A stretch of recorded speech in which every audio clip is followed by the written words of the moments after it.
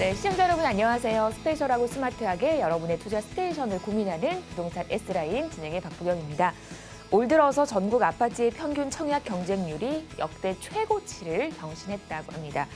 정부가 가계부채 관리 방안의 일환으로 주택 공급 물량 축소를 꺼내들자 분양 시장에 대한 기대 심리가 높아졌다라는 분석이 나오고 있는데요.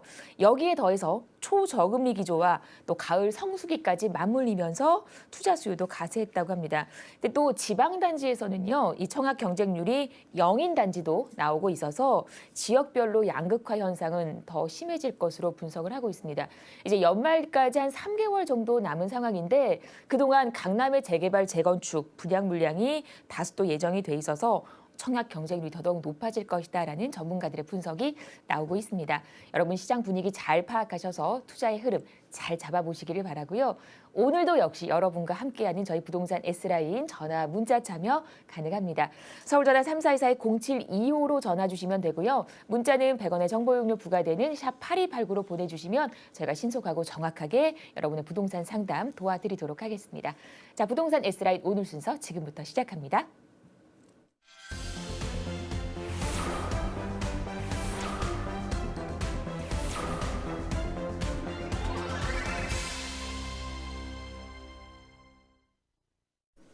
네, 부동산 S라인 오늘 이분과 함께 출발을 해보도록 하겠습니다. 구대풀 공경매그룹 안성선 대표 나오셨습니다. 안녕하세요, 대표님. 반갑습니다. 반갑습니다. 네. 우리 대표님과 함께 여러분 부동산 투자의 기본기를 차곡차곡 다져보는 그런 시간 연이어서 함께하고 있는데요. 자, 오늘의 주제는 어떤 걸로 좀 선택을 하셨는지요? 네, 오늘은 일단 우리 공부하는 과정 자체가 예. 부동산 투자를 하는데 홍수 속에 살고 있습니다. 네. 그래서 우리가 항시 하는 말이죠. 아는 만큼 보이고 아는 만큼 벌 수 있다. 이런 취지에서 오늘은 공부를 한번 해보겠습니다. 네. 자, 아는 만큼 보입니다. 여러분 부동산 투자의 기본기를 다지는 이 시간, 여러분 아는 만큼 보이고 아는 만큼 벌 수 있다라는 표현을 하셨거든요. 그런 정보 여러분께 나눠드리도록 하겠습니다. 오늘 우리 안성선 대표님 얘기 들으시면서 궁금한 내용 있으시다면 좀 더 자세히 알고 싶으시다면 전화 참여 가능하시거든요. 서울 전화 3424-0725로 이 시간 함께 하시면 되겠습니다. 제 머리 상단에 있는 번호 참고해 보시기를 바라고요. 자, 그러면 우리 대표님께서 말씀하셨던 부동산 투자의 기본 시작을 해보도록 하겠습니다. 자, 그러면 대표님 강의를 출발해 볼까요? 네, 오늘은 부동산 투자 부분에 대해서 한번 해보겠습니다. 부동산 투자인데, 자, 발생 과정입니다. 어떤 물건의 발생 과정인데 물건들의 여기서 가장 중요한 게 있겠죠. 자, 오늘은 자, 권리에 이상이 없는 일반 물건의 투자 방법과 또 권리에 하자가 생긴 물건의 투자 방법, 이렇게 해서 두 가지를 나누어 가지고 한번 공부를 한번 해보겠습니다. 먼저 일반 물건에서 한번 해보겠습니다. 일반에서 우리가 투자할 수 있는 거래처는 굉장히 많죠. 물건별로 생각을 하신다면. 먼저 첫 번째는 개발입니다. 개발 투자 물건이라고 해죠. 먼저. 자, 여기에서 발생되는 거는 결국은 시행과 시공입니다. 시공.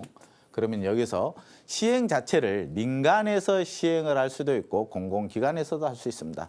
또 두 개 해서 공공기관이 시행을 토지 LH를 통해서 토지를 공사를 해놓고 시공은 어떤 민간에서 할 수도 있는 이런 개발 방식이 있습니다. 그러면 이렇게 아파트 대규모의 어떤 개발 이런 부분을 떠나서 지금 현재 어떤 투자 물건의 홍수 속에서 가장 이슈화되고 있는 것 같아요. 수익형 부동산입니다. 실질적으로 수익형 부동산. 그럼 여기서 저희들이 계속해서 나오는 게 지금 호텔과 펜션입니다. 분양형 호텔, 분양형 펜션 이렇게 나오는데 분양형 호텔에 먼저 실질적으로 그런 부분도 있겠지만은 시행 시공 부분과 이제 여기서 더 나아간다면은 이게 이제 두 번째로 한번 해보죠. 천천히 한번 얘기를 한 다음에 여기서는 뭐가 있어요? 일반 물건에서는 청약입니다. 청약과 분양을 나눠볼 수 있겠죠. 청약과 분양. 세 번째는 어때요? 세 번째는 일반 매매 시장입니다. 매매 시장. 자, 이렇게 일반적인 부동산 투자 물건 중에서는 이렇게 시작 단계가 된다라고 생각을 하셔도 되겠습니다. 먼저 모든 물건 자체는 어때요? 개발이 일어나죠. 개발이 일어나는데 거기 어때요? 시행권, 시공권이 다르다는 거죠. 그래서 제가 여러분과 여지껏 공부했던 건 대지권 미등기 부분도 이 개발 투자에서 나타나는 겁니다. 자, 그러면은 여기에도 이런 부분이 있습니다. 지금 대한민국에서는 투자의 홍수 속에 있다고 그랬죠. 개발에 투자할 수 있는 부분도 있습니다. 먼저 대규모의 어떤 개발이 아닌 소규모라고 생각해보죠. 민간에서 소규모, 몇천 평 단위로 뭐 1,000평, 2,000평, 3,000평 단위의 민간 개발 투자다라고 했는데 이런 부분도 여러분은 투자 개발에 생각을 해보셨을 거예요. 자, 개발을 하는데 거기에 투자를 하면 거기에 따른 수익금을 줄 것이다 라고. 그래서 실질적으로 제 주변에서도 굉장히 많이 있습니다. 그래서 그 물건을 어때요? 실질적으로 개발을 하는데 돈을 더 투자자를 모집하는 거죠. 투자자 모집해서 개발 시행을 하는데 자, 이렇게 보죠. 토지에 어떤 저당권이 설정되지 않는 그런 토지에 대출을 받으면 어때요? 새롭게 개발을 할 수 있겠죠. 그런데 여러분이 반드시 알으셔야 될 건 개발 투자에서는 선순위의 권리가 설정이 되어 있는가 이 부분을 반드시 보시고 투자를 하시라는 겁니다.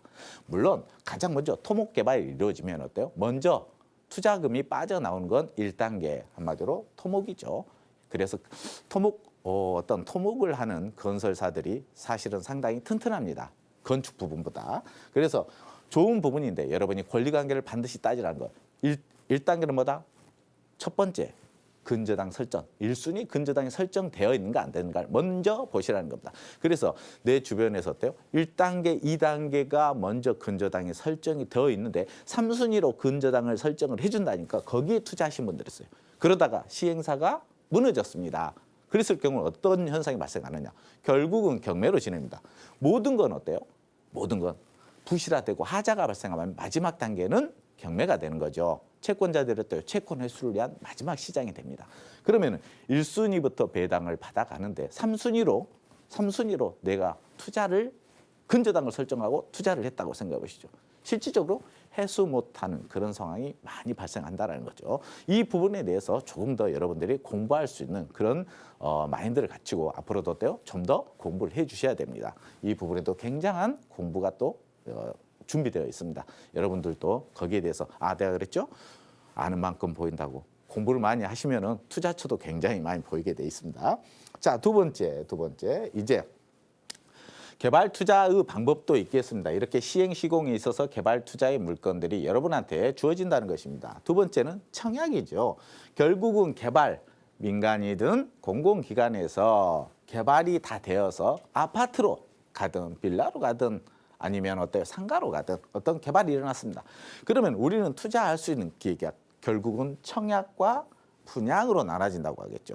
먼저 1단계는 분양으로 해서 청약금을 넣게 했죠. 그런데 지금 어때 한번 봐보죠. 청약에 1, 2, 3, 4 지역별로 한번 해죠. 청약을 하고 분양을 받기 위해서는 이 지금 부동산 투자입니다. 여기에서는 어떤 부분이 되냐. 분양이 잘 되는 곳일수록 어때요? 청약을 해놓으면 우리가 또 요즘은 분양이 잘 되는 지역에서는 어때요? 뭐 분양까지 소유권 이전 안 합니다. 그 중간 과정에서 치고 나오죠. 그 금액이 또 투자의 금액이 장난이 아니더라는 거죠. 몇 천만 원대가 이러고 있습니다. 그러면은 여러분이 투자를 하는데 분양시장, 아파트 분양시장을 예를 들어 하더라도 실질적으로 어때요? 1순위가 부산이었죠. 부산. 2순위는 어디예요? 세종시입니다. 세종. 지금 현재. 3위가 대구입니다. 대구. 4위가 서울이고 서울. 5위가 강주입니다. 자, 이 시장에서는 청약률이 뭐 90대 몇, 또 50대 몇, 30대 몇, 20대 몇, 18대 몇 이런 형태로 지금 청약 열기가 대단한 지역들입니다. 이 지역에서는 실질적으로 어때요? 내가 청약만 할 수 있다면은 거기에 수익으로 발생합니다. 그래서 그 청약 가지고 분양까지 안 가고 소유권 이전까지 하고 청약금 가지고 실질적으로 전국을 뛰어다니는 부동산 투자자들이 있습니다. 물론 이 부분도 많이 있습니다. 하지만 우리가 이제 청약 부분을 가지고 이렇게 부동산에 어때요? 거품이죠, 한마디로. 청약이 이렇게 돼서 실수요자들이 만약에 소유권 이전하지 않고 청약 딱지만 가지고 이렇게 움직이신다 그러면은 실수요자들이 가장 큰 피해를 볼 거라고 생각합니다. 거기에서 지금 현재 정부에서도 대책을 강구 중에 있는 걸로 알고, 만약에 이 시장이 그런 부분이 없어지면 또 어때요? 굉장히 어려워집니다. 지금 부동산이 활성화됐고 모든 돈들이 어때요? 부동산에 몰리고 있습니다. 실질적으로. 그럼 부동산 열기가 이만큼 고조되어 있는데 전국이 다 부동산이 어때요? 고조되어 있냐? 아니라는 거죠. 지역에 따라서 완전히 극과 극의 차이를 보여주고 있는 지금 현실입니다. 그러면 여러분 부동산 투자 과연 어디에다 해야 되는가라고 했습니다. 여기에서도 아파트뿐만 아니라 지금 분양입니다. 분양의 시장. 제가 아파트는 여러분이 어때요? 지역 분석을 반드시 해주셔야 된다 그랬습니다. 물론 뭐 나만 돈 벌면 되지 이런 부분보다는 조금 미래지향적인 부분을 가지고 부동산에 투자하는 게 좋지 않을까 싶습니다. 자, 그럼 지금 현재 부동산 시장에서 가장 어때요? 열기를 띠고 있는 게 뭘까요? 수익형 부동산입니다. 수익형 부동산. 이 수익형 부동산 자체가 지금 호텔과 분양형 펜션으로 나눠졌죠. 비즈니스 레지던트 호텔 이 부분을 가지고 있는데 실질적으로 이번에 제가 조금 지방에 내려갔다는데 이런 질문을 받았습니다. 자, 호텔 수익형 부동산의 호텔 투자 어떻습니까? 라고 말을 했어요. 그래서 가장 먼저 나온 지역을 어느 지역에 있는 호텔에 투자할 것인가 라고 했더니 어때요? 호텔도 분양이 된답니다가 먼저 1순위 질문이었습니다. 분양 가능합니다. 분양형 호텔들이 요즘 어때요? 판치고 있습니다. 그래서 좀 더 어때요? 어떠한 호텔 사업을 하실 분들한테 조금 더 금전적인 부분에서 조금 에스코로 할 수 있는 그런 부분이 있겠죠. 자, 그래서 지금 호텔 부분에 대해서는 어느 지역에 투자를 할 것인가라고 했더니 무슨 말이 나오냐? 1순위가 제주도입니다. 2순위가 영종도라는 거죠. 물론 지역으로 왔을 때는 굉장히 좋습니다. 제주도, 영종도. 그런데 거기에서는 실질적으로 비즈니스 호텔급이 아닌데 레지던스 호텔급이라는 거예요. 결국은 관광객을 상대로 하는 호텔이라는 거죠. 그럼 결국 그 부분은 실질적으로 2번, 3번, 4번, 5번째 이렇게 계속 고객들을 유치할 수 있는 그런 부분의 어떤 단점이 있습니다. 그래서 그 호텔을 이용하는 관광객들 측면에서는 어때요? 2번, 3번, 5번 뭐 이렇게 가지는 않는다는 거죠. 그래서 한 번 와보면 그 지역을 관광하면은 그 지역을 알게 되죠. 그래서 좀 더 어때요? 자기만의 어떤 투숙지를 정하게 돼 있습니다. 그래서 상당히 어때요? 조금 저 입장에서는 그렇게 많은 추천을 드리고 싶지 않습니다. 그래서 제가 하나 더 추천했던 게 그 지역에 우리나라 어떤 사회적으로 경제적으로 가장 큰 기업체들이 몰려 있는 지역들, 거기에서 뭐 저희들이 진행하고 있는 부분도 있겠지만은 뭐 많은 지역이 있죠. 수원도 있고 뭐 동탄 뭐 이런 부분이 있겠지만 그쪽 지역에 있는 안정된 기반을 가지고 있는 그런 호텔급 비즈니스 호텔을 추천한다라고 말씀은 드렸습니다. 하지만 일반적으로 비즈니스인지 레지던스인지 이런 부분에 대해서 많은 사람들이 모릅니다. 그래서 그 분야에 대해서도 여러분이 조금 더 공부를 해야 될 필요가 있다라는 말씀을 먼저 드리고요.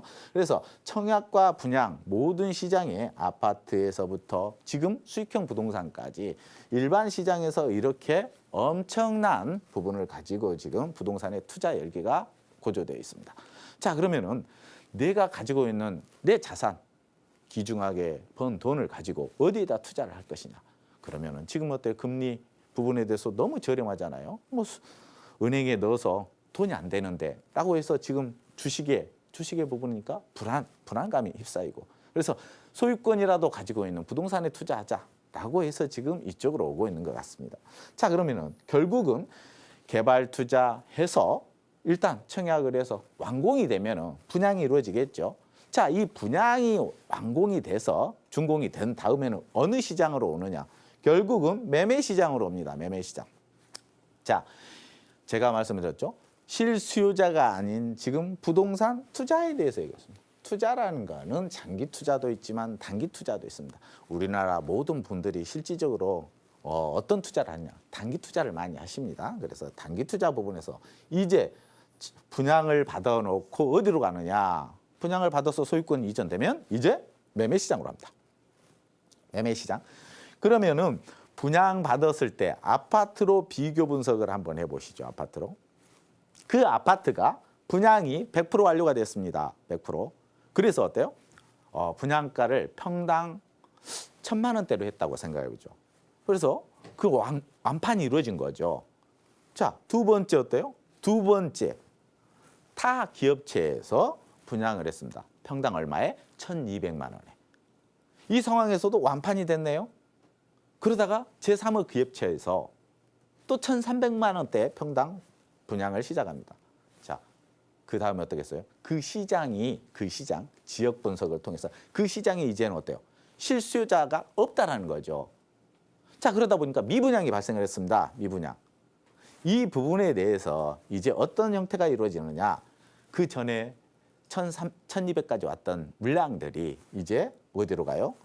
어떤 기업체에서 850만 원대 분양을 해버립니다. 갑자기. 그럼 그 지역에 형성되어 있는 1,000만 원, 1,100만 원, 1,200만 원대의 어떠한 평당 분양가 완판되었던 그 아파트들이 어떻게 되냐? 다 무너져 내립니다. 실질적으로 분양을 치르게 했던 게 그 지역의 인근에 동일한 850만 원에 분양을 하게 되면 어때요? 그 가치가 바로 다운이 된다는 거죠. 그래서 실질적으로 딱지를 얻어서 어떤 분양가보다 몇 천만 원을 더 비싸게 산 사람들 입장에서는 어때요? 하소연만 하죠. 한숨만 쉬고 있다는 거죠. 자, 그래서 여러분이 모든 부동산에 투자할 수 있는 투자처가 어떻게 그 물건들이 나오고 발생 배경, 과정을 아시고 투자를 하셔야 된다. 그래서 매매 시장에 나옵니다. 매매 시장에서 내가 자, 좋습니다. 거기에 대한 프리미엄은 없는 걸 하고 1,200만 원에 분양했던 물건을 1,200에 팔아주세요라고 매매 시장에 나옵니다. 그러면 우리가 어때요? 사람이죠. 중개사분들도 사람입니다. 그분들이 신이 아니죠. 그 인근의 지역이 지금 현재 형성되어 있는 게 평당 850에 형성되어 있는데 1,200만 원짜리 아파트를 어때요? 실질적으로 매각을 해줄 수가 없다는 소리죠. 결국은 그분들이 1가구, 2주택, 3주택 이런 형태로 부동산에만 투자하게 되면은 단지 어때요? 좋고 경쟁률 심하고 완판됐다. 이거에 목숨 걸 필요는 없다라는 겁니다. 그래서 결국은 주거용 부동산은 무엇을 보고 해야 돼? 장기적인 부분에 대해서 장기적으로 실수요자 개념으로 투자를 하시라는 말씀을 먼저 드리고 싶습니다. 자, 그래서 매매 시장에서 오면 어때요? 시간적으로 가죠. 이제 기존의 어떤 중고의 어떤 물건들 아니면 신규 물건들이 함께 복합적으로 일어납니다. 자, 그러면은 여러분이 부동산 투자 좋은 것이죠. 일반적으로 투자를 하려면은 다 그러죠. 신규 물건, 깨끗하고 좋은 거, 그 누가 봐도 이쪽으로만 투자한다는 거죠. 왜? 보기 좋은 게 팔리기도 쉽기 때문에. 그런데 어때요? 결국은 가치입니다. 금전에 의해서 움직인다는 거죠. 그러면 여러분이 한번 역발상을 한번 생각해 보죠. 자, 신규 물량은 1,200만 원대에 분양하고 있는 기존의 아파트들은 어때요? 500만 원에 분양을 받았다는 거죠. 역으로 말하면. 그럼 그 분양가, 500만 원을 받았던 분양가는 지금 현재 형성되는 가격대는 850이라는 거죠. 그럼 기존의 아파트들은 가격이 올라갑니다. 얼마까지? 850까지는 안 올라가겠죠. 500짜리가 어때요? 600만 원 정도까지는 평당 올라가. 650까지도 올라가겠죠. 이 부분에 대한 투자를 생각하시라는 겁니다. 좋고 깨끗한 것만이 남이 모든 게 좋은 거는 실질적으로 어때요? 원하는 겁니다. 그건 내 마음이겠죠. 하지만 투자는 어때요? 투자는 수익이라는 겁니다. 자, 제가 또 조금 여담을 한번 해드릴게요. 제 이제 고객 한 분이 함께 저랑 차로 움직이는 과정에 이런 질문을 한 거예요.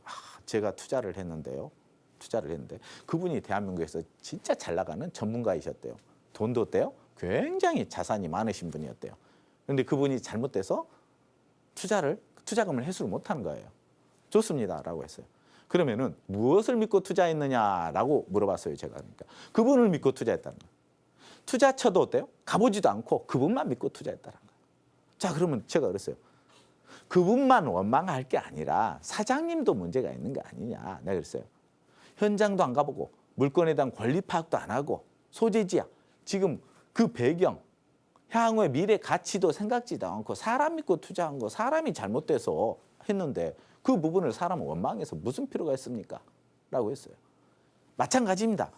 내가 알고 있어야지 알고 있는 부분을 직접 내 손으로 어때요? 분석한 다음에 투자하시라는 말씀을 먼저 드리고 싶습니다. 그래서 매매 시장도 여러분과 함께 일반 중고 매매 시장도 투자처로서 한번 해볼 수 있는 필요가 있지 않느냐라는 부분을 먼저 말씀을 드립니다. 자, 그 다음에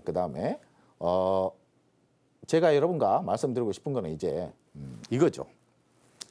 일반 시장을 지나가고 일반 시장과 일정 하자가 있는 두 번째죠. 첫 번째 경매, 공매 시장입니다. 공매 시장.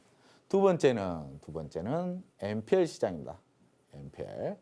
세 번째는 할인 분양 시장입니다. 할인 분양. 그러면은 여러분들이 지금 투자를 하려고 하는데 경공매에 나온 물건에 투자를 할 수도 있습니다. MPL에 투자를 할 수도 있습니다. 할인 분양 물건에 투자를 할 수도 있습니다. 그러면은 말씀을 해보죠. 경공매 부분은 법원에서 매각을 하기 때문에 법원 또 어때요? 공공기관에서 합니다. 공공기관에서 매각을 하기 때문에 경매나 공매는 사실은 여러분이 어때요? 가장 중요한 건 권리죠.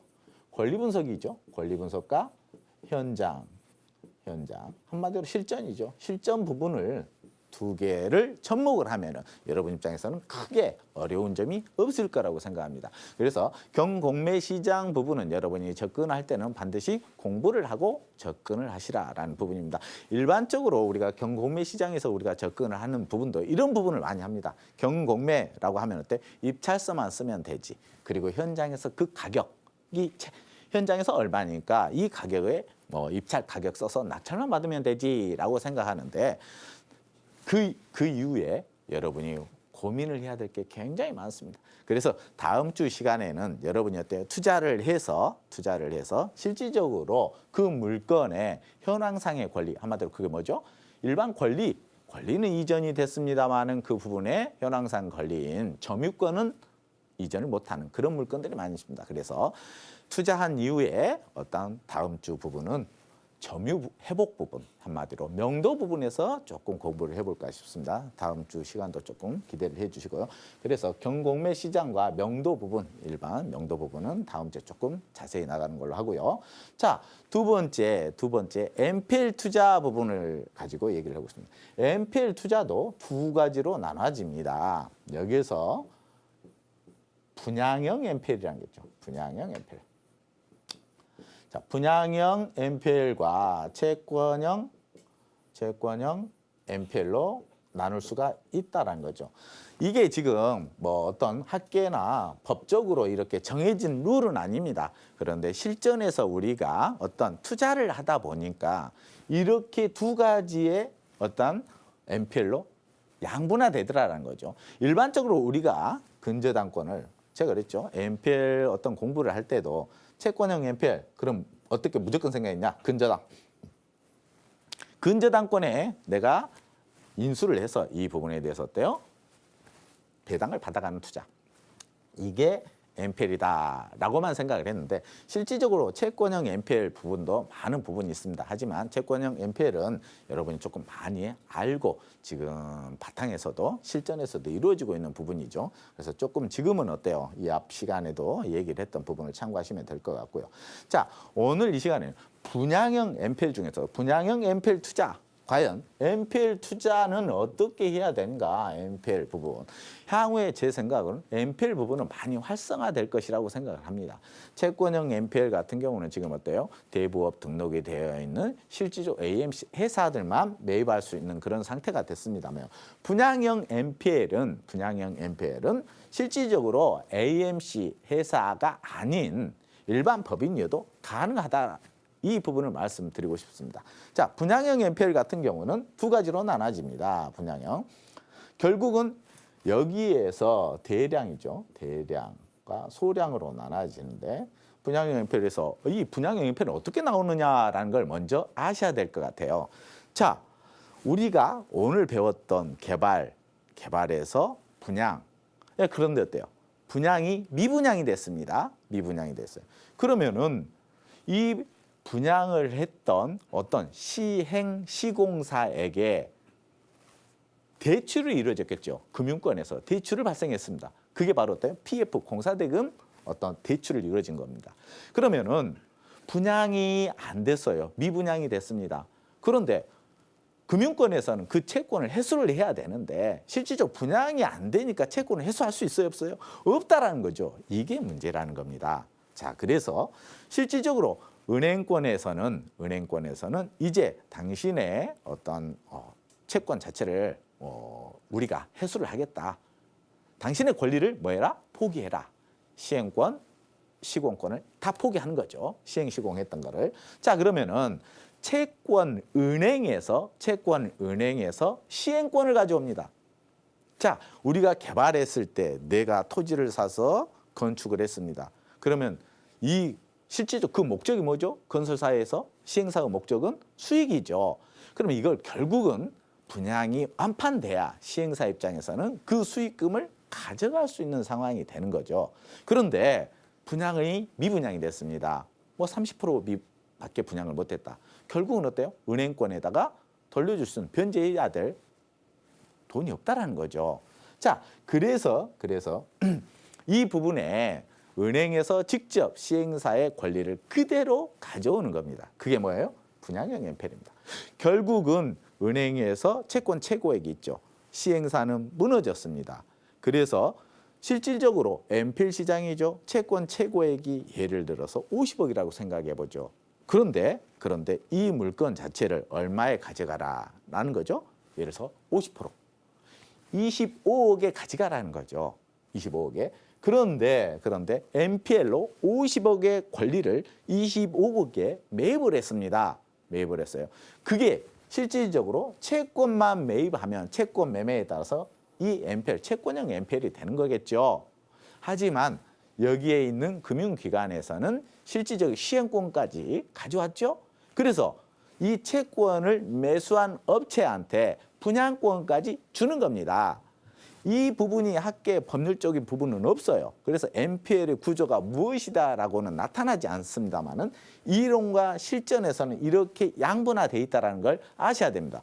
그러면은 시장에서 어떤 상황이 발생하느냐? 자, NPL로 채권을 샀습니다. 채권을 샀어요. 그런데 그 채권자 입장에서 분양, 한마디로 소유권까지 이전을 한대요. 일반적인 시장에서는 이러잖아요. 아, 이거는 채권을 샀기 때문에 근저당권을 내가 등기를 하는 거지 소유권까지는 안 온다라고 많은 분들이 이렇게 생각을 합니다. 하지만 그건 아니죠. 이건 어때요? 시행권까지 넘어온다는 거죠. 결국은 이 부분이 채권형 NPL만 공부하신 분들이 분양형 NPL을 모르면은 또 어때요? 모르면은 내가 모른다고 인정을 하면 되는 건데 공부를 좀 하시면 되는 건데 실질적으로 뭐냐? 이거는 사기다라는 거죠. 그러면 어때요? 결국은 부동산 투자처가 NPL로 일어나는 투자처가 줄어든다는 겁니다. 결국은 가장 안전한 투자, 일반 매매 시장에 의한 투자만 해야 된다는 그런 정도의 어떤 투자처밖에 안 되는 거죠. 결국은 내가 투자 아는 만큼 보인다고 했는데 투자처가 그만큼 줄어든다는 겁니다. 그래서 여러분들이 부동산 시장에서 투자할 수 있는 물건들은 굉장히 많이 나옵니다. 그 투자하려고 하는데 시세보다 저렴하게 나온다. 그거는 분명히 어때요? 투자할 만한 물건입니다.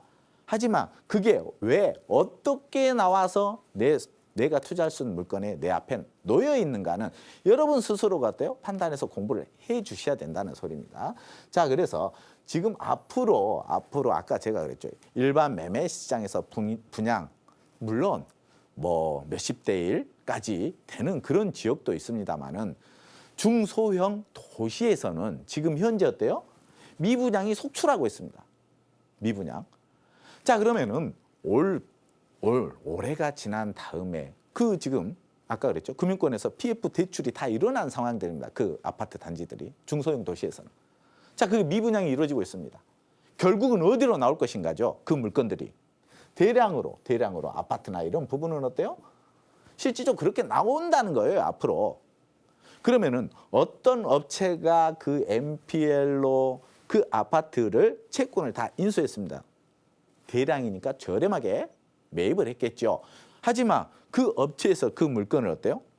계속 보유는 할 수 없습니다. 물론 전세나 월세로 어떤 임대사업 목적으로 해서 그 물건을 활용할 수는 있을 겁니다.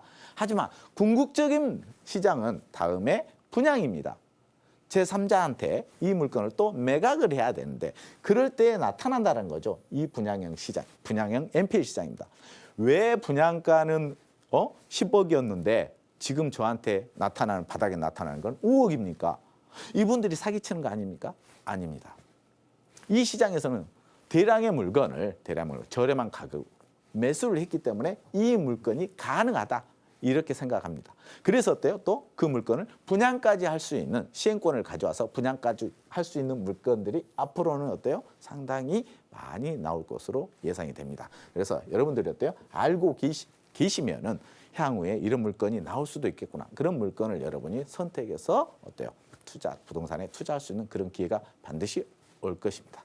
자, 그 다음에 할인 분양 물건입니다. 할인 분양 물건. 할인 분양 물건은 여러분이 어때요? 네, 저희가 네. 이제 우리 대표님 너무 열강을 지금 해주고 계세요. 잠시 물 한 잔 좀 드시라는 그런 의미에서 좀 정리를 한번 해보고 가겠습니다.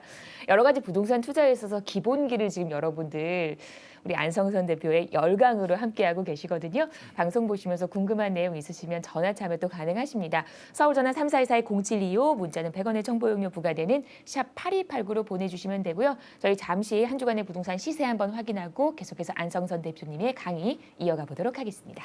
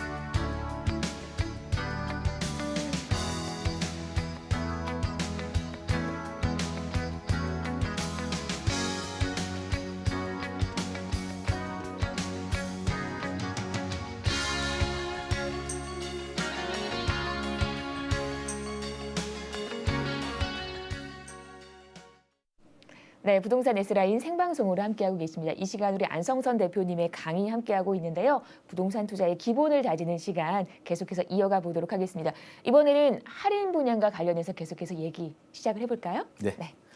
자, 여지껏 지금 NPL까지 지금 공부를 좀 해보셨는데 이제 할인 분양 물건입니다. 할인 분양 물건. 할인 분양에서는 기존에 실질적으로 자기 투자로 의해서 이루어지는 자기 투자로 의해서는 물건들이 나올 수도 있고 또 할인 분양 물건에서는 어때요? 기업체에서 나올 수 있는 물건이 있습니다. 자, 자기 투자라는 거는 뭐냐? 내가 가지고 있는 자본을 가지고 맨 처음에 개발 행위까지 해서 어때요? 분양까지 이루어지는 거죠. 그렇기 때문에 실질적인 수익, 이 수익을 적게 내가 내고 내 주변에 있는 많은 사람들과 함께 하겠다라고 하면 자기 투자 물건을 가지고 할인 분양이 될 수도 있습니다. 실질적으로 이 할인 분양 물건은 할인 분양이라고는 할 수는 없겠죠. 하지만 지역 분석을 통해서 옆에 인근에 있는 어떤 빌라로 한번 해보죠. 그 인근 지역에 있는 빌라는 실질적으로 2억에 분양을 하고 있습니다. 그런데 내가 내 토지를 가지고 개발 행위를 해서 분양까지 빌라를 분양을 한다라고 했는데 1억 5천이었습니다. 1억 5천. 이 부분을 가지고도 어때요? 실질적으로 내가 그 인근 지역에 있는 시세 대비해서 할인 분양을 할 수 있는 역할이 되겠죠. 그래서 실질적인 자본이 안전하게 가지고 있는 자본가의 어떤 개발 행위 이쪽에서 나온 할인 분양 물건이 있습니다. 실질적으로 이런 부분은 많이 나오지는 않죠. 왜요? 마인드가 틀리죠. 실질적으로 인근에 2억에 투자하고 있는데 나만 1억 5천에 투자하려고 하는 사람들은 쉽지는 않습니다. 예. 그런데 실질적으로 일어나고 있는 부분이기 때문에 말씀을 드린 거고 자 결국은 어때요? 이제 할인 분양은 기업체에 있는 할인 분양이 물건이 되겠습니다. 그러면은 시장에서 알아야 될 부분이 두 가지로 나눠지죠. 아까 제가 말한 여기서 분양형 NPL이라 했습니다. 분양형 NPL과 할인 분양 물건입니다. 할인 분양 물건. 결국은 할인 분양 물건과 분양형 NPL 물건이 차이점이 무엇이냐라고 물어볼 수가 있습니다. 그러면 예를 들어서 할인 분양 물건에서 기업체에서 할인 분양 물건은 실질적으로 많이 아파트를 예를 들어서 얘기하면 100% 분양가인데 그게 미분양이 되고 분양이 안 되니까 어때요? 20% 할인, 30% 할인. 이 부분은 여러분이 실질적으로 현장에서 많이 저촉돼 있어서 한번 접해봤을 거라고 생각합니다. 그래서 할인 분양 물건은 실질적으로 어떤 부분이냐? 우리가 이렇게 생각하시면 돼요. 분양가에서 금융기관에서 실질적으로 대출이 몇 프로까지 이루어지냐죠. 어떤 실수요자가 있어요. 아니면 이 물건을 분양을 해야 되는데 아까 제가 그랬죠. 임대사업 목적으로 할 수 있습니다. 그 물건을 전세로 돌릴 수도 있고 그 물건을 전세와 월세로 나눠서 돌릴 수도 있습니다. 한마디로. 자, 그러면은 분양회사 입장에서 자기 회사가 부도가 나지 않는 그런 상황에서는 어떤 상태가 이루어지느냐라고 생각해보죠. 이렇게 생각하죠. 자, 내가 분양 안 해도 전세로 돌렸어요. 그러면은 그 분양가의 70%는 회수가 됩니다. 그러죠. 그러면은 그 공사 대금을 다 줄 수가 있겠죠. 자, 그 이후에 일부는 남아있는 부분 어때요? 월세로 돌립니다. 그러면 어때요? 그 부동산 자체가 수익으로 옵니다. 그래서 할인 분양 물건은 실질적으로 기업체의 할인 분양 물건은 어떻게 나오느냐 이렇게 생각하시면 되겠죠. 기본적으로 할인 분양이 어떤 업체에서 이게 할인 분양으로 내준다니까 통매입으로 내가 가져오겠다라고 하는데 50% 주세요. 이런 말씀을 하는데 이 할인 분양 물건은 실질적으로 60% 이하로는 현 시장에 나오지 않습니다. 한마디로 통매입을 한다 그래도 맥시멈 60% 성과 최저로 60% 정도까지만 내가 사올 수 있는 거예요. 그러면 60% 사오면 수익을 또 어떤 수익 구조를 만들어야 될 거 아닙니까? 그러면은 여러분이 투자할 수 있는 시청자분들이 투자할 수 있는 그런 물건대에서 몇 프로, 분양가의 몇 프로 정도에까지 가져올 수 있느냐 이 부분이 몇 프로에 내가 투자할 수 있느냐, 살 수 있느냐 이거죠. 그러면은 분양가의 실질적으로 한 70%에서 진짜 저렴하게 하면 75%까지 이 선에서는 투자가 가능하다. 그래서 기업체의 할인 분양 물건도 여러분이 가능하겠죠. 그럼 할인 분양 물건 왜 현장에서 30% 할인을 하는데 이 물건 결국은 분양이 안 되니까 할인을 하지 않느냐. 이거에 투자를 어떻게 하느냐라는 질문을 굉장히 많이 받습니다. 그런 이유는 이렇게 생각하시면 돼요. 자, 기업체에서는 그 지역의 미래 가치까지 보고 유입될 수 있는 인구수까지 다 시장 조사를 합니다. 그 다음에 그 물건을 분양을 하기 때문에 분양이 완료된 다음에는 그 가치가 어때요? 분양가 정도로 올라간다는 겁니다. 이 시세 차익을 노리고 투자를 하시면 여러분이 좋은 어떤 결과가 나오지 않을까. 아까 얘기 말씀드렸습니다. 분양형 NPL과 할인 분양 물건의 차이. 그래서 NPL로 해서 실질적으로 매입을 하시면 여러분한테는 상당히 도움이 됩니다. NPL 공부하실 때 얘기했죠. 모든 세금 부분까지도 어느 정도 안전성 있게 투자할 수 있을까라고 사료가 되며 오늘은 지금 권리 기초 다지기, 부동산 투자의 기초 다지기 해서 어떤 형태의 경로로 해서 우리 투자 물건이 발생되는가 부분에서 간단하게 얘기를 나눠봤습니다. 네. 자, 이 시간 안성선 대표님과 함께 했습니다. 여러분 부동산 투자 얼마나 알고 있다고 생각을 하시나요? 이게 공부를 하면 할수록 정말 넓은 그런 지식이 필요하구나라는 그런 생각이 들고요. 여러분 저희와 함께 하시면서 공부하는 시간 가져보시길 바랍니다. 전화나 문자 참여 가능하시거든요. 서울전화 3424-0725로 이 시간 함께하고 있습니다. 저희 방송 여러분께 다양한 정보를 제공을 해드리고 있는데요. 투자하실 때는 투자자의 확인과 판단에 의해 이루어져야 한다는 점 잊지 마시기를 바랍니다. 방금 전에 열강을 해주셨던 우리 안성선 대표님의 세미나가 있어서 그거 좀 안내를 해드리도록 하겠습니다. 자, NPL과 수익형 부동산 투자 전략이라는 주제로 안성선 대표, 김명희 교수 두 분이 만들어드리는 자리입니다. 매주 화요일 오후 2시에 진행이 되고요. 서초동 화면 보시면서 주소 확인을 해보시고 서울전화 3424-0725로 전화 주시면 좀 더 자세한 세미나 얘기 나눠보실 수가 있겠습니다.